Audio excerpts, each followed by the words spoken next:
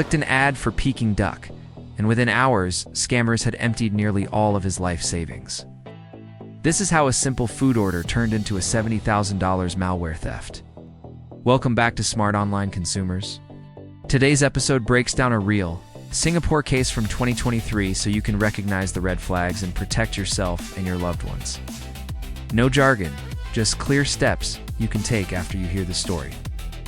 In late August 2023, a 74-year-old man reported in local news as Mr. Low saw a Facebook advertisement offering Peking duck at a steep discount. The deal was small, 1.5 kilograms of duck for $23.80 with a $5 delivery fee. He contacted the seller on WhatsApp to place an order. What followed looked harmless at first until he was asked to download a third-party app to complete a $5 deposit. The seller instructed him by voice messages to download an app called Grab and Go from a link. The app showed pictures of the dishes and a checkout flow. It seemed legitimate. The victim made the small $5 pay now deposit as instructed. Within minutes, his phone screen went black and began restarting repeatedly. He could no longer access normal phone functions. What the victim didn't see was that the app contained malware, a type of banking remote access Trojan commonly distributed in a PK form. That malware gave the attackers control of the device, allowed them to intercept one-time passwords and change transaction limits. And they began transferring money out of his DBS and POSB accounts. By that afternoon, almost $59,000 had been transferred from his bank accounts, and the scammers also obtained a credit advance of around $11,000 on his DBS credit card, bringing the total to about $70,000. The man's family noticed suspicious phone behavior.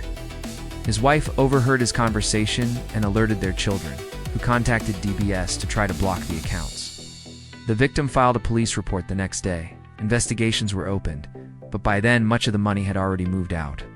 This scam succeeded because it combined trusted channels and small-step persuasion. First, a familiar environment, Facebook and WhatsApp. Second, a tiny payment request, just $5 that lowers suspicion. Third, guidance from the scammer during installation, often via voice messages telling the victim to bypass device warnings. Finally, malware that quietly intercepts security codes and performs transactions. Each step nudged the victim a little further until it was too late. This was not an isolated incident. Singapore's police and the cybersecurity agency issued joint advisories in 2023 warning of malware scams targeting Android users. In the first half of 2023 alone, authorities reported hundreds of malware-related cases and more than $10 million in losses, showing a clear pattern where e-commerce or food ads are used as bait. Quick tech, explicable. How the malware usually works.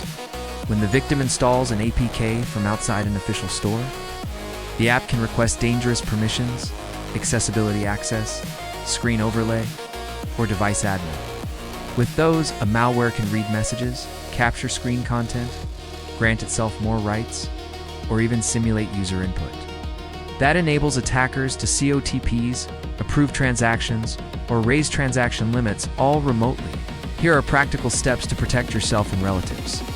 1. Never install apps from links in chats or ads. Always use the official Play Store and verify the developer. 2. Treat small deposit requests as a red flag. Scammers use tiny sums to build trust before they do bigger damage. 3. Do not disable security warnings or change permissions on request. If someone tells you to turn off antivirus, accessibility, or other safeguards, it's a scam. 4. If you receive an urgent call claiming to be police or bank, hang up and call back the official number. Don't use numbers they give you. 5.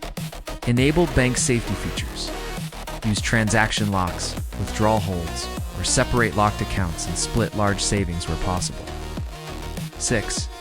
Keep your OS updated and install a reputable mobile security app. Updates patch vulnerabilities malware might exploit. 7. Teach older family members these rules and help set up device restrictions. Older adults are frequent targets for these food ad and sales scams. If you suspect a malware infection, put the device in flight mode immediately to stop network activity. Contact your bank and freeze accounts, change passwords from a secure device, and file a police report. Don't try to chase the scammer on the infected device. The Singapore Police Force and CSA publish step-by-step advice for suspected malware cases. This Peking duck case teaches two big lessons. Scammers will use everyday interests like food to lure you. They often combine social engineering with advanced technical tools. Even people who think they're careful can fall prey, because the attacks are designed to feel ordinary. That's why we need systems and habits.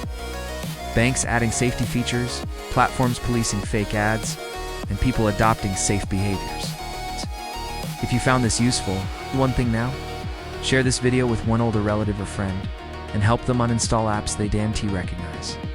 Hit like, subscribe, and tap the bell so you don't miss our next episode where we break down another real malware case and the exact steps to recover. Thanks for watching, smart online consumers. Stay safe, stay skeptical, and see you next time.